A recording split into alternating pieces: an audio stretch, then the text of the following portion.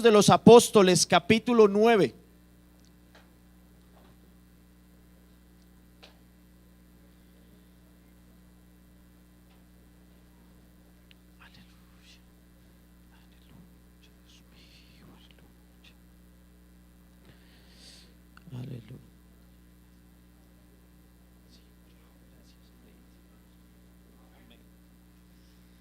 Hechos de los Apóstoles, capítulo 9, verso 15, 16 y 17.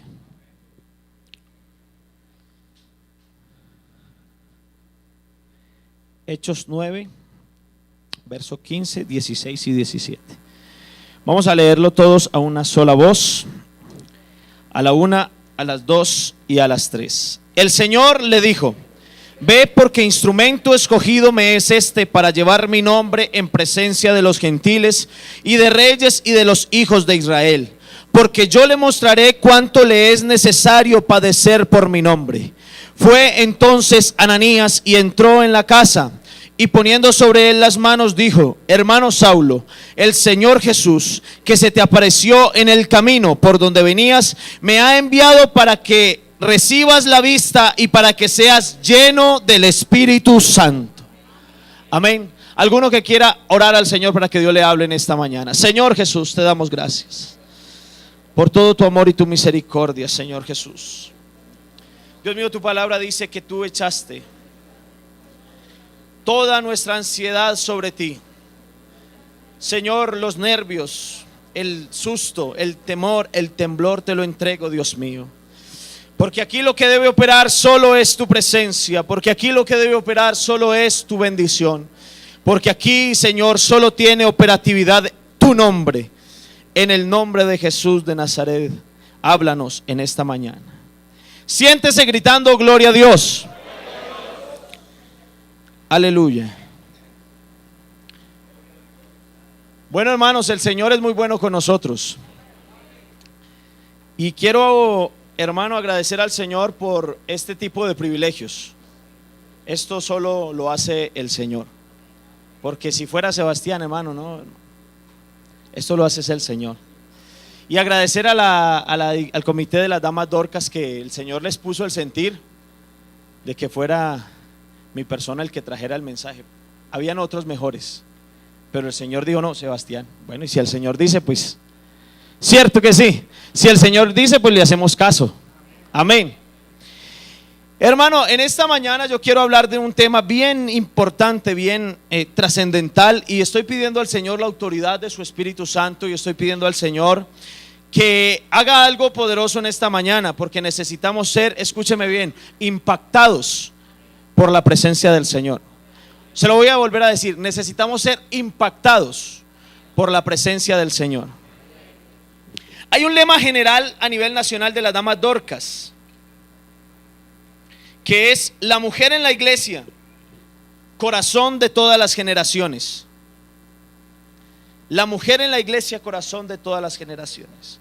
Y yo quiero agregarle a ese lema general de las damas Dorcas un subtema que está metido en todos nosotros. Y ese lema es, ese tema o subtema mejor, es instrumento escogido. O sea, las damas son el corazón de todas las generaciones, la mujer en la iglesia. Pero a través de las damas nosotros estamos siendo, por la palabra del Señor, instrumentos escogidos. Y yo quiero hablar de este lema de las damas Dorcas y coger a memoria, traer aquí al púlpito a una mujer, de esas mujeres tremendas en la Biblia, de esas mujeres trascendentales. Y quiero traer a memoria a una mujer que cambió su historia por algo que hizo. Esa mujer se llamó Ruth. Esa mujer Ruth era una muchacha de un pueblo diferente al hebreo. Era una mujer moabita. Pero había una mujer una mujer hebrea que tenía 2 hijos, y uno de esos hijos se casó con Ruth. Y Ruth pasó a ser de alguna manera parte del pueblo, pero nunca como que se inmiscuía en las cosas. Pero Ruth, siendo esposa de un hombre hebreo, entendió muchas de las cosas de la tradición que llevaban a cabo ellos, ese pueblo. Entendió que había que hacer un sacrificio. Entendió, o le mostraron, o le explicaron, o le llevaron la voz de que había un solo Dios verdadero. Entendió a través de ser esposa de un hebreo cómo era que se podían hacer los diferentes cultos y las diferentes ceremonias del pueblo. Entendió, me imagino que le contaban cómo fue que Dios sacó al pueblo de Israel de Egipto, cómo el Señor abrió el mar rojo. Y yo me imagino que aquella mujer quedó impactada por la calidad de Dios que le estaban hablando. ¿Cierto que sí? Y yo no sé qué se formó en el corazón de esa mujer, que ella en algún momento dijo: oiga, tremendo ese Dios del que me hablan. Pero yo nací siendo moabita. Llegó un momento en que los dos muchachos, los dos hijos de aquella mujer murieron. O sea que quedaron, ¿cómo se dice? Las nueras, son las nueras de aquella. Quedaron las nueras con la viejita, con la mujer anciana. Y entonces ella le dijo: no, pues yo ya no me aguanto más, me tengo que volver para mi pueblo, pero ustedes váyanse para el suyo. Y ella le dijeron: no, pero no, ¿cómo así? Nosotros la queremos mucho. No la podemos dejar sola. No, vámonos con usted. Y cuando llegaron a cierto lugar, a cierta parte del camino, la mujer les volvió a decir: váyanse porque a mí me queda todavía un trayecto largo para ir a mi tierra y a ustedes también. Entonces devuélvanse ustedes, yo me voy sola. Una de esas mujeres se devolvió. Se despidió de la hermana, me imagino que le dijo: oiga, hermanita, piénselo bien, venga, vamos, usted sabe que allá tenemos la familia, mal que bien tenemos un techo, ahí nos rebuscamos lo de la comida, pero venga, vamos. ¿Qué te vas a ir con esa mujer anciana a pasar necesidad, a pasar angustia por allá a una tierra que no es la tuya?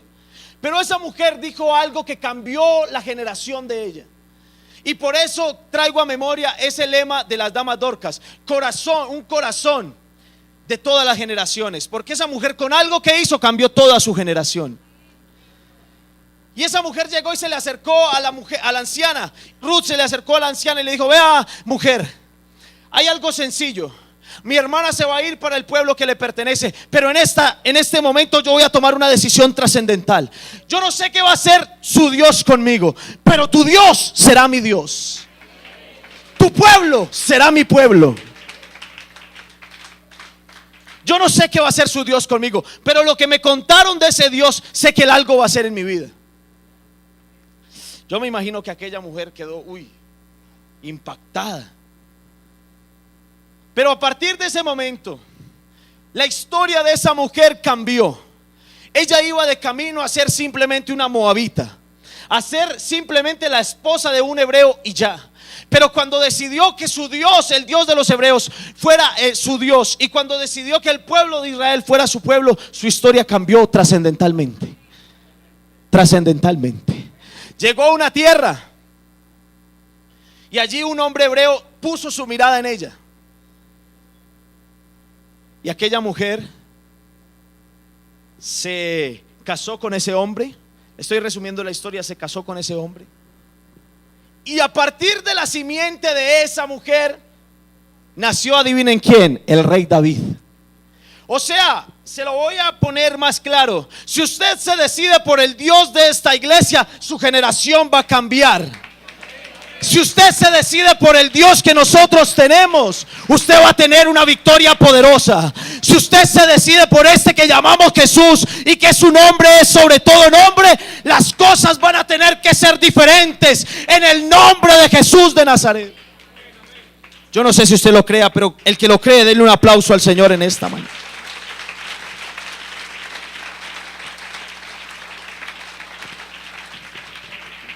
¿Quién iba a creer que una moabita iba a tener genealogía en la parte del que vendría a ser el Salvador? Para donde iba esa mujer, quizás se iba a casar con otro hombre moabita y su historia iba a parar ahí. Pero cuando llegó y se paró en la simiente del Señor, su historia tuvo que seguir. Por eso nosotros no éramos nada en el mundo, pero venimos aquí a la iglesia y el Señor nos dio una historia, nos cambió el destino para el que íbamos y ahora llevamos rumbo celestial en el nombre de Jesús de Nazaret. Y así muchas mujeres en la Biblia cambiaron su historia, se hicieron corazón de todas las generaciones.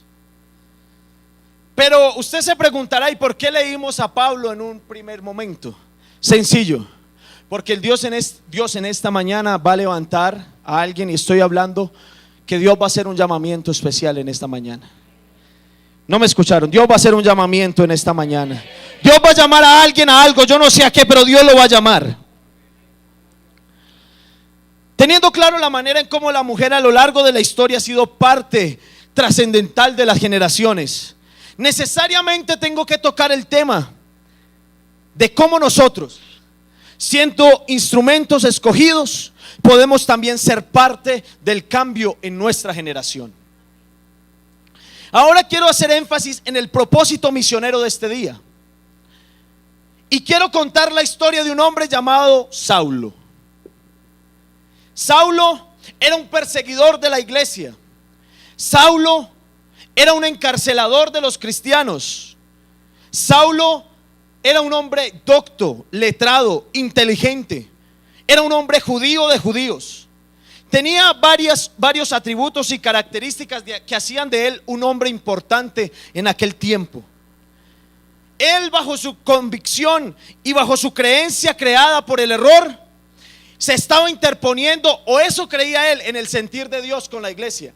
Porque a veces la gente cree que se interpone al decir, no, allá hace mucha bulla. No, la gente no se interpone. Cuando Dios decide enviar, Él envía y nadie se le puede oponer. Pero la gente Saulo creía que se estaba interponiendo en el propósito de la iglesia. Y de camino él consiguió unas cartas para encontrarse a cualquiera que estaba invocando el nombre de Cristo, y se buscó unas cartas porque él tenía influencias importantes, y decía, yo a esa gente la cojo y me la llevo para la cárcel. Me la llevo para la cárcel. Y en una ocasión, una de tantas que iba a buscar cristianos para encarcelarlos, él se iba para una tierra. Iba por un camino, y yendo él por el camino, dice la palabra del Señor que de repente le rodeó un resplandor de luz del cielo. Un resplandor de luz del cielo. Saulo tenía una historia hasta ese momento. Saulo tenía un destino ya marcado. Saulo tenía un lugar de llegada. Pero de repente se le atravesó el Señor en el camino.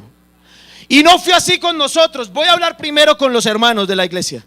No fue así con nosotros, que el Señor se nos atravesó en el camino. ¿Quién sabe? Le voy a hacer una pregunta bien especial. ¿Para dónde iba usted? ¿O dónde estuviéramos nosotros en este momento si Jesús nos hubiera aparecido en el camino? Cierre sus ojos y mediten eso.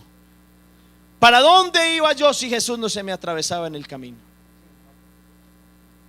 ¿Cuál era el fin de mi camino si Jesús no se hubiera aparecido en él? ¿Cuál era el fin? ¿Está pensándolo? Yo creo que no era muy bueno.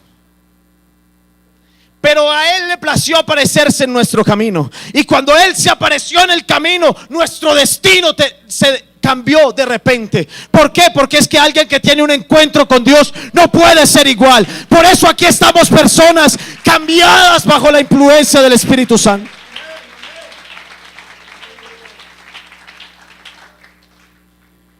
Aleluya. Hermano, yo quiero que el Señor en esta mañana me dé autoridad para lo que vamos a hacer en esta hora. Porque aquí no estamos hablando de cualquier cosa. Estamos hablando de que en medio de nosotros hay instrumentos escogidos para cambiar las generaciones. El caminar de Pablo tiene 4 o 5 puntos que se los voy a resumir rápidamente. El primero es que Saulo iba por un camino y en medio de ese camino se le apareció alguien. Ya hablé con los hermanos de dónde estaríamos nosotros. Ahora voy a hablar con los amigos. Yo quiero preguntar, no levante la mano porque de pronto da pena, pero diga amén la persona que no es bautizada. Diga amén alguien que haya venido por primera vez a la iglesia. Ninguno, bueno. Pero aquí en medio de nosotros hay personas que todavía no son bautizadas. Y mi pregunta en esta mañana es: ¿para dónde iba usted hoy? Si tu historia dependiera del hoy, ¿para dónde ibas? ¿Para dónde ibas?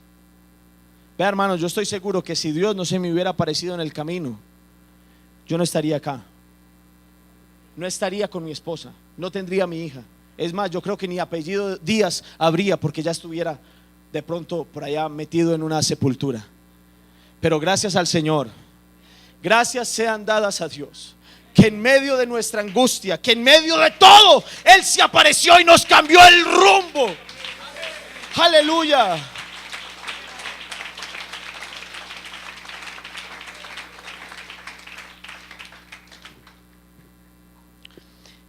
Ir por el camino significa mucho, pero en esta mañana quiero comparar el camino con tus decisiones.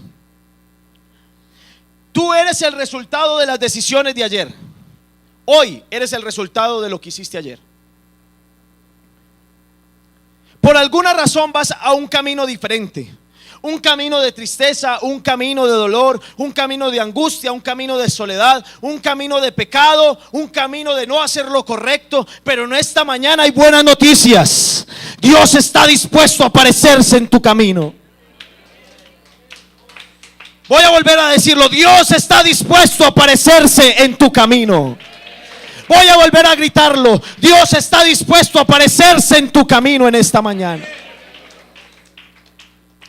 Segundo paso, dice la Biblia, le rodeó una gran luz. Ese paso dejémoslo para el final, téngamelo ahí. Le rodeó una gran luz. 3, cayó a tierra y habló con el Señor. Esta parte del proceso es muy tremenda, porque después de tener un encuentro con el Señor, nadie se puede quedar de pie. Nadie.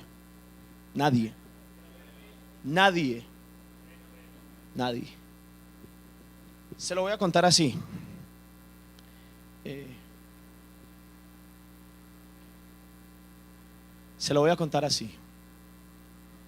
En el año 2009, después de haberme graduado del colegio, uno de mis mejores amigos me dijo: dejé a mi novia. ¿Cómo así? Llevaba mucho tiempo con ella. Y nos pareció raro porque él la quería bastante. Y le pregunté: oye, ¿y por qué dejaste a tu novia? Me dijo: no, es que encontré algo mejor. Yo dije: ¿mejor que Paola? Sí, encontré algo mejor. Yo: muéstremela pues, a ver si tiene alguna amiga. Cuando, listo, hágale, nos encontramos el domingo a las 9:30 en mi casa. Yo lo llevo a presentárselo. Listo, nos encontramos los tres a las 9:30, llegamos. Yo iba caminando y yo no sé por qué sentía que no debía ir a ese lugar. Este man, ¿para dónde me va a llevar? Yo me siento incómodo yendo hacia allá. Y llegamos a un lugar como este, lleno de gente como esta. Y yo veía que esa gente que había ahí era diferente. Porque aunque usted no lo cree, la gente nos ve diferentes. A nosotros se nos huele algo. La gente como que identifica que somos cristianos, y es porque nosotros tenemos un aroma de Dios, un aroma del cielo. Nosotros tenemos el perfume de la santa unción. Se nos nota que somos cristianos. Se nos nota que nos hemos encontrado con el Señor. Se nos nota que somos diferentes. Se nos nota que estamos buscando la santidad. Se nos nota que cometemos errores, pero que estamos en camino de perfección y que pedimos perdón. Se nos nota, hermanos, se nos nota. No niegues a Jesús en esta mañana. Siempre se te va a notar. Siempre se te va a notar. Llegamos entonces a ese culto. Yo no sabía que era un culto. Y vi a una persona parada así en un púlpito. Oh, aleluya. Y esa persona, primero empezaron a cantar. Y yo siempre me ha gustado la música y me entoné y yo, tan bueno. Pero al lado mío, a mi derecha, había una muchacha muy linda. Y yo dije: este man ya sé por qué me trajo. Aquí es donde están. Este es el centro, dije yo, porque las veía como tan limpias, como tan puras, y yo, ay, como tan bueno. Entonces yo codié a mi amigo y le dije, oíste, Joder, mira para acá. Me le agaché así y él miró, es que, uy, hermano. Yo sí, ves que es que Juan Pablo tenía razón. Nos tenía que traer aquí por algo. Listo, seguíamos chacoteando y hablando porque no le presté ni 5 de atención al culto en general. Y ya llevaba como 2 horas. Yo llegué y le pregunté a mi otro amigo, oíste, ¿y entonces qué? ¿Aquí qué? ¿Qué es lo que dan o qué? Y la muchacha esa bonita que estaba a mi lado dijo, ay, respete, todavía falta la predicación. Predicación, ¿pero qué es eso? La muchacha dijo, ay, no, déjeme escuchar, quédese en silencio. Entonces yo me acuerdo que le dije a uno de mis mejores amigos, oíste, ¿está qué? Así le dije, ¿está qué? Pero yo no sé qué fue lo que pasó, que la persona que estaba aquí parada cuando empezó a dar el mensaje, esa persona empezó a contar mi vida de un extremo al otro. Toda se la sabía, toda. Todo lo que yo hacía, todo lo que yo decía, todas las circunstancias por las que estaba pasando, todas las circunstancias que venía atravesando en mi vida, todo lo sabía. Yo llegué y le pegué un calvazo al amigo que me invitó. Yo hice, vos me trajiste acá y le contaste los chismes a aquel hombre. No deja de ser conchudo. ¿Cómo revelás aquí mi historia? Con decirle, hermano, que a ese predicador no le faltó y no decir Sebastián Díaz y ya.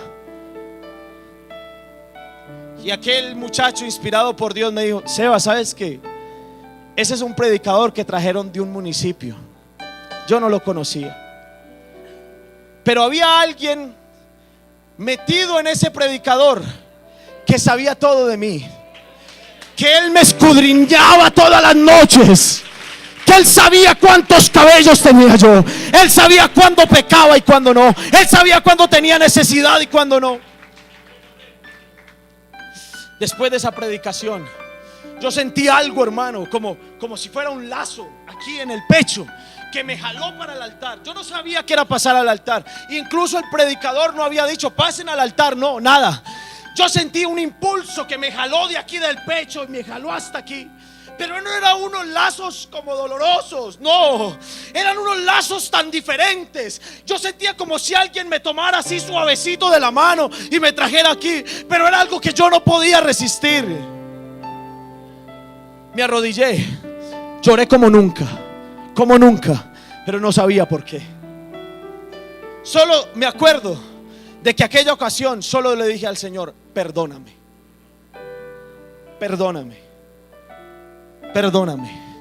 Fui formado en un hogar tradicional. Yo iba a ser cura. Estudié en el seminario. Pero ahora Dios me tiene para ser sacerdote.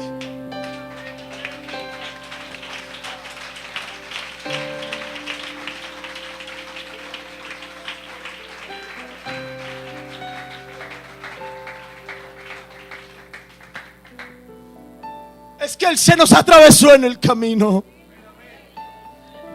Él se nos atravesó en el camino. Y si aquí hay alguien que de pronto sienta que su camino es diferente al de Dios, que su camino, para el camino para donde vas es un camino de perdición y de angustia, déjame decirte que en esta mañana vamos a hacer una oración ahorita para que el Señor con un resplandor de su gloria te meta en este camino y de aquí no te salgas. Porque aquí en este camino, por más torpe que seas, no te vas a extraviar.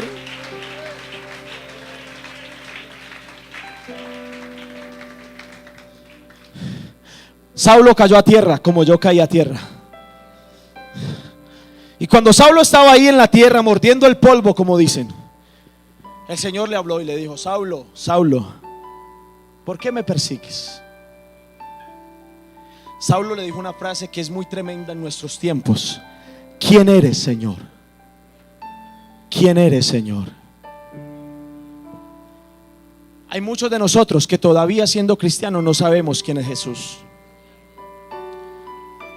Si tú supieras quién es Jesús, si nosotros en realidad nos metiéramos en el alma quién en realidad es Jesús, créame que estaríamos en este momento aplaudiendo y dando gloria a Dios.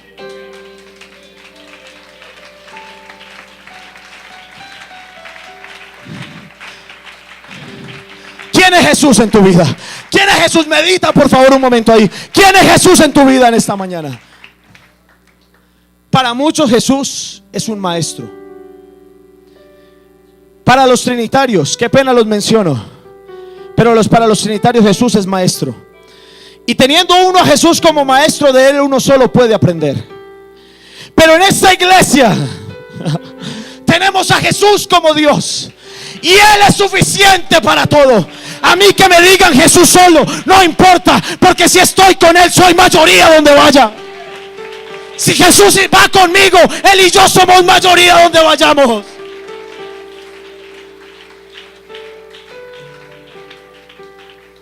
Aleluya. A ver, alguien que aquí en esta mañana levante su mano y diga: yo quiero cambiar mi corazón. Yo quiero cambiar el corazón de esta generación. Yo quiero ser protagonista del cambio de esta generación.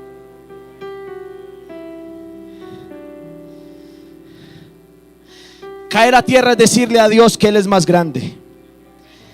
Caer a tierra es reconocer nuestros errores. Cuando caemos a tierra es porque Él nos hace ver lo equivocado que estábamos. Cuando caemos a tierra es el proceso que duele de pronto.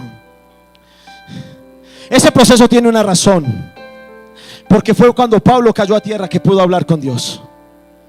En esta mañana yo quiero invitar a alguien que quiera hablar con Dios, que necesite saber quién es Dios. Vea, Pedro, se lo cuento, Pedro no sabía quién era Dios. ¿Sabe por qué? Porque Pedro, cuando estaba por allá y tenían al Señor por allá encarcelado, dispuesto a matarlo, fueron donde Pedro le diga: oiga, usted habla como Jesús. Y él dijo: no, pero ¿quién es Jesús? Yo no lo conozco. ¿Quién es Jesús? Después fueron donde él otra mujer: oiga, yo te conozco, yo te he visto que tú andabas con Jesús. ¿Jesús? ¿Quién es Jesús? No lo conozco. Y allá se estaba cavilando, hermanos, en medio de cada vez que Pedro negaba al Señor. La lección para Pedro, porque Dios no da nunca un castigo sin lección. Escuche eso. Cuando Dios decide disciplinarte es porque tiene un propósito después de la disciplina. No lo creen, pero es así. El año pasado estuve en una disciplina por 4 meses de mi vida cristiana. Han sido los 4 meses más duros, porque yo sin servirle a Dios me muero, hermanos, me muero. Y Dios sabía mi angustia. Dios sabía las noches que pasé orando, las veces que le dije: Señor, dame este regalo. Yo quiero volver a servirte, Señor. No me quites el gozo de servirte. No me lo quites. Pero ¿sabe qué estaba haciendo el Señor? Mi hijo, duele, pero es necesario. Es necesario. El necesario de Dios es lo más tremendo. Eso es lo más tremendo. Vea, el necesario de Dios es más bueno que lo mejor, que lo excelente. El necesario de Dios tiene propósito. El Señor dijo: me es necesario pasar por Samaria. Aunque no había que pasar por Samaria, le era necesario pasar. Y en esta mañana, aunque nosotros no lo merezcamos, de pronto el Señor le es necesario pasarse por Gaitán.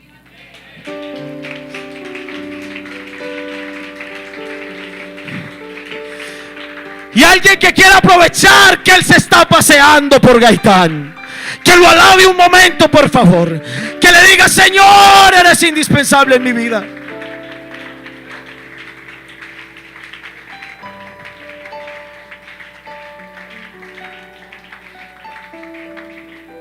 Estoy hablando con un amigo en esta mañana que necesite caer a tierra. De razón dice la canción: no hay lugar más alto. De razón lo dice, hermano, porque en esa sumisión, en estar ahí arrodillado, en esa humillación, hermano, uno encuentra exaltación. Si usted se humilla en Dios, va a encontrar gloria en Él mismo.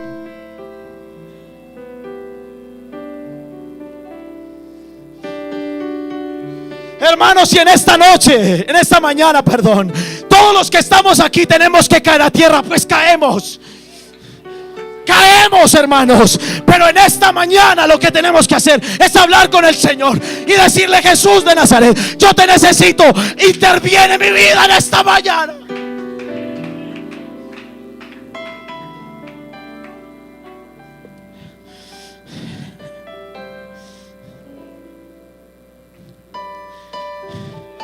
Así en la condición de humillación podemos ver a Dios tal como Él es. Porque a veces nos tenemos que bajar de cargos, a veces nos tenemos que bajar de sentimientos, a veces nos tenemos que bajar de dolores. El caer a tierra también significa que vas a dejar tu enfermedad. Señor, vea, yo vengo aquí enfermo en esta mañana, pero yo te la entrego aquí en esta rodilla, Señor. En la rodilla se encuentra, hermano, la solución a tu problema. En la rodilla se encuentra la solución a tu angustia. En las rodillas, hermano, se encuentra la provisión del Señor. Pastor, ¿cuántas veces usted se ha arrodillado por el avivamiento que hay en este tiempo? El producto de las rodillas se está viendo aquí en Gaitán. De unas rodillas doblegadas.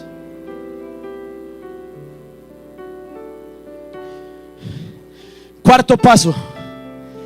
Él, temblando y temeroso, le dijo: Señor, ¿qué quieres que yo haga? Y el Señor le dijo: levántate y entra en la ciudad y se te dirá qué hacer. Qué bueno, hermano, que aquí ya hay personas arrodilladas. Pero ese proceso no va a ser eterno. El proceso de estar de rodillas y humillado no es eterno. Tienes que pasar por él, sí. Tenemos que pasar por estar de rodillas, sí. Pero ese es el precio que hay para que un corazón genere un nuevo avivamiento. Para que haya una persona en esta mañana que cambie la historia de su generación.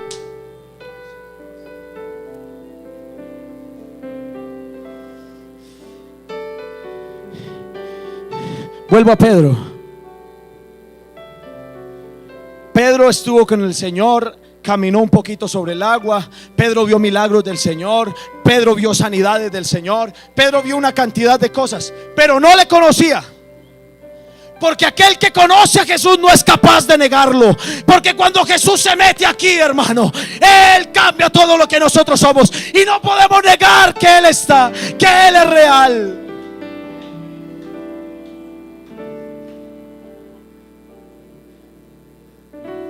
Eso. De rodillas, ¿sabe qué pasó? El Señor habló con Pablo. Hable con Dios un momento. A tus pies. Hable con Él. Alguien que quiera que su corazón, alguien que quiera ser corazón de una nueva generación. Alguien que le diga: Señor, yo no tengo nada, pero yo quiero ser gestor de avivamiento.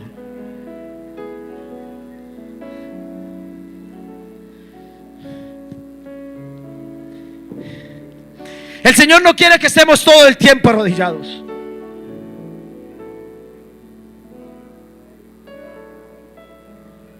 Él nos dice que nos levantemos y que vayamos a la ciudad. Hay dos ejemplos de ciudad, una para los amigos y otra para los hermanos. La ciudad para los amigos es: váyase para la iglesia, que allá es donde lo necesito. Y la ciudad para los hermanos de la iglesia: métase en mí y verá para dónde vamos a llegar. Mano, yo siento que, vea, se lo digo así, todavía me falta un poquito, pero yo no voy a seguir. Porque voy a dejar que el Espíritu tome el control de esta mañana. Y no me quiero interponer en lo que Dios va a hacer. Por eso yo quiero hacer una invitación especial a todos los que en esta mañana quieran pasar al altar, que lo hagan en este momento, por favor. Quiero hacer una